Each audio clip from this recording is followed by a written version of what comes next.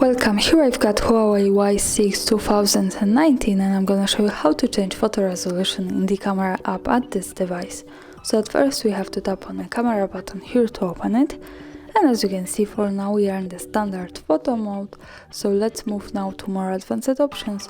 We can do it by using this button here in the right corner.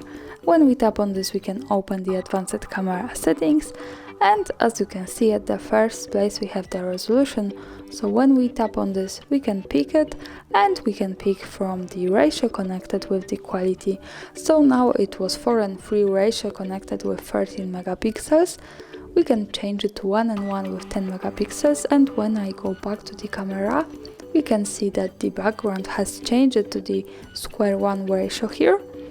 And here we have also access to 18:7 with 9 with 8 megapixels.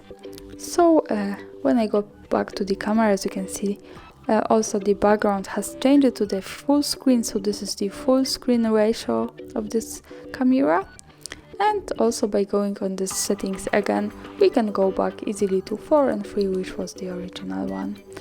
And this is how it looks like. And that's all. Thanks for watching. Subscribe our channel and leave the thumbs up.